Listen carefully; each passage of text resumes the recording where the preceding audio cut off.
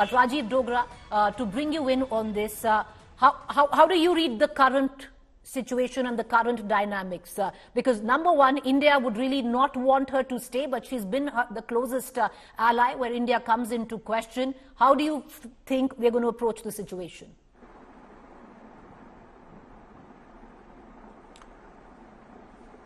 You know, there are different angles to it. Stop me when you think I'm digressing or going on for too long. But to start with, this was a deja vu in slow motion which was going to happen. If you see the commentary internationally about Bangladesh over the last 2-3 years, there were 2 or 3 constant refrains that she is autocratic, she's lost touch with the ground realities, the economy is drifting down, and corruption is at an all-time high. Just to give you one example, a nuclear plant which Bangladesh had signed with Russia was going to cost them $13 billion. A similar sized nuclear plant which India had signed with Russia had cost us $3.5 billion. So the level of corruption was humongous. The second thing is that they were scripted to come in large numbers because of a definite design by the anti-Sheikh Hasina political parties in Bangladesh, but also by external powers. And by external powers, I principally mean Pakistan, supported to some extent by China. So what it means for India, that was your question, is that we already have a less than friendly neighbor to our north, a less than friendly neighbor to our west. Now we have an uncertain neighbor to our east. So it is going to mean a lot of worries to India till the situation stabilizes in Bangladesh, and that is a big if. Well, yeah, you're right, because it doesn't seem to happen anytime or happening anytime soon. But, you know, Sushant Sareen, whatever the narrative has been built around Sheikh Hasina and her political outfit, that aside, of her being autocratic, authoritarian, corrupt. But for India, this doesn't augur well at all, because we've economically invested in Bangladesh. She's been one of our closest ally in the area. And now India would be more worried about on who comes next. Yeah, I think there'll be some serious concerns about what's going to happen next, and nobody really knows. You know, there's an interim government of sorts that's been formed. Will that government be acceptable to the people who are agitating on the streets? We don't know. Will this government last for some time, or will it be ousted very soon? We don't know. Will there be new elections, or will the army take over? Nothing is very clear. And frankly, it's not just about the business relationship and the investments we have made, because those are just as profitable for Bangladesh. After all, Bangladesh has gained a lot from the kind of trade arrangements we have with them and the liberalization that has happened. But even otherwise, I think there's a security angle to what's happening in Bangladesh from an Indian point of view. The old regime before Sheikh Hasina used to pander to separatist groups in India, used to give sanctuary to terrorists and carry out all kinds of nefarious activities in India, despite assurances and promises by people like Tariq Rahman and others, who's the BNP chief's son. So you had a problem even back then.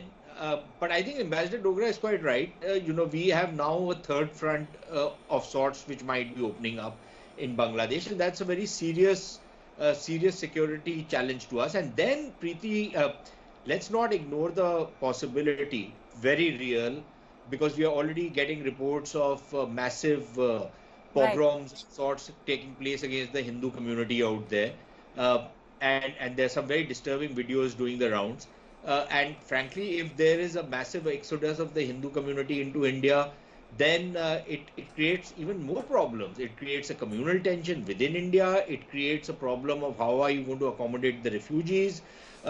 It's a nightmare in the making. So I think there will be a lot of concerns about what's happening. But again, let's also not forget two things. One, we have had Bangladesh in turmoil routinely. You know, every 5, 7, 10 years, there is a massive upsurge which takes place in Bangladesh. It happened against Sheikh Mujib, happened against Irshad, it has happened subsequently. So Bangladesh has a habit of going into these convulsions and then coming out of it.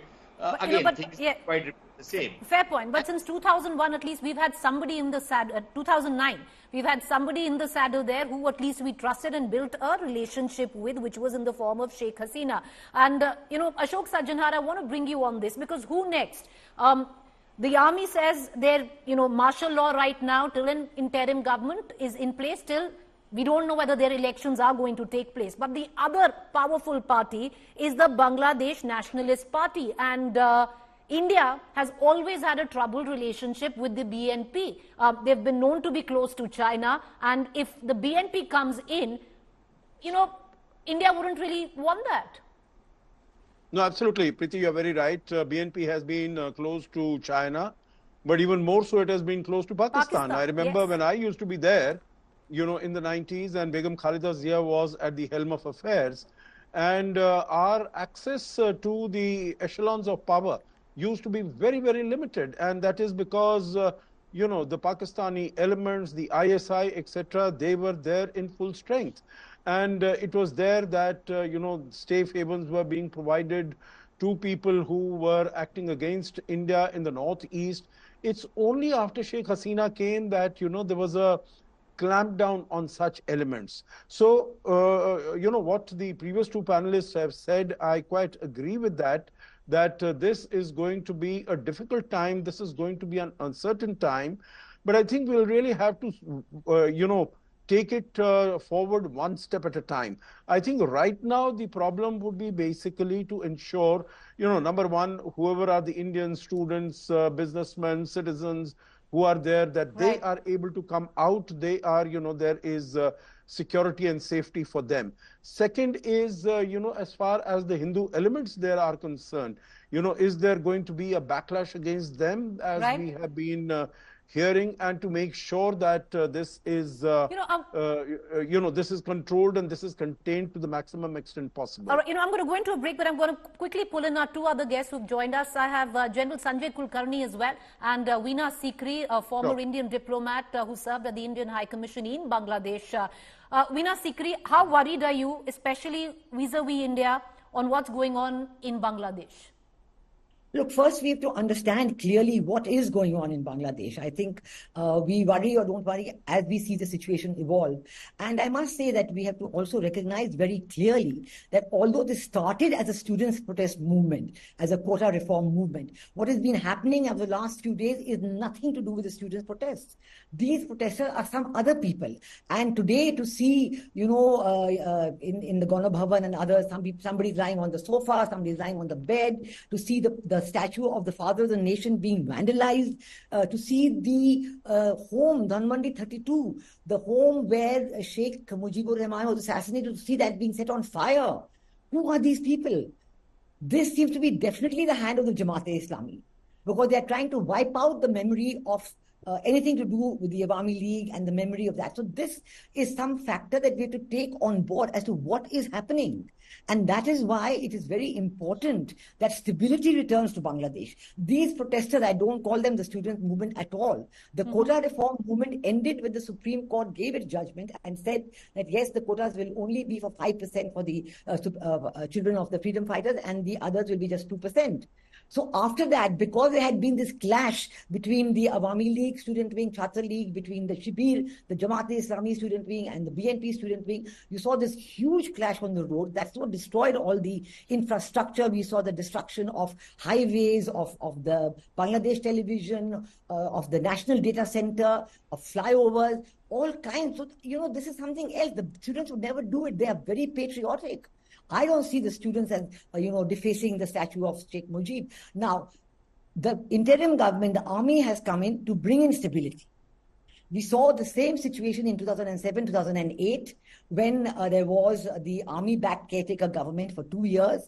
And it was the people who wanted to go back to elections. It was the people who said, we don't want an army-led government. And the UN said, if you continue with the government, we're going to make sure you don't take part in UN peacekeeping operations. The army went back to the barracks, but they have very big force for stability. When the situation went out of control, because the curfew was ordered yesterday, still the people came out on the streets today, and there were 3 lakhs of people on the streets in Dhaka. The army took over. Sheikh Hasina went to meet the president. She resigned, and the army has said that the chief of army staff, Waqar-e-Zaman, has said in a press conference he's trying to form an interim government. 2 or 3 lists are floating around saying who is going to be in the interim government. Right. The chief of army staff has said he will go to the president and get the interim government approved. The first thing is the army chief himself said is to get the protesters off the streets, to get stability. India's keenest interest in Bangladesh is for stability, it is for democracy, and it is for continued development. Well, the army, where Bangladesh was concerned, has said no force be used against the protesters. Just coming back to you, Ms. Sikri, I just want to quickly pull in General Kulkarni as well, who's been patiently waiting. But General Kulkarni, these are times like this where you actually look within, because in the region, these visuals, unfortunately, are not new. We've seen them in Sri Lanka. We've seen the Corps Commander's house being ransacked where Pakistan is concerned. We've seen what's gone down in Myanmar. And strangely, India right in the middle, where at least we still have a robust democracy, where the army still stays in the barracks. Preeti, no doubt about it. India is a robust democracy, and that the armed forces of India are apolitical. There is just no denying the fact. But what happened in Bangladesh happened, if you look back, 15th of August 1975, Sheikh Mujibur Rahman, where we had to send a chopper to rescue and whatever we could do to help them. Today, the 5th of August 2024, you find us propping up. Of course, she used her own helicopter to come to Tripura, and then now she's been flown into Hindon. But look at it, what's happening in Bangladesh is very, very worrisome. They're saying, kahin pe nigahein, kahin pe nishana. The target is India. There's a narrative which is working well. It's an ISI, like what Mr. Sajana said, which are deep inroads, despite what we've done in Bangladesh, where the Awami League is indeed grateful and finds it, and we should have done what we did to help liberate Bangladesh from Pakistan. Despite millions of women being raped in Bangladesh, you see the hold of ISI. You see the Jamaat-e-Islami keeping a tight control over the nefarious designs and activities in Bangladesh. This is what is worrisome. See the way the Chinese are going about it, whether it's having ports there, placing submarines there, giving military equipment to the Bangladesh army is concerned. Look at the way the United States does what it does in Bangladesh. All this was worrisome. We knew it was coming, but we always expected someone which is, has good relations with India, definitely help.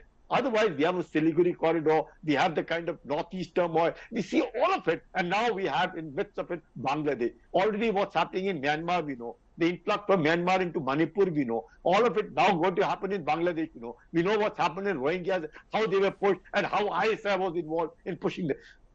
So absolutely worrisome. We are in thick of a problem, and you see this is orchestrated, something like color revolution. You see the kind of things happening the world over, similar kind of things happening. You see these kind of things are very, very worrisome.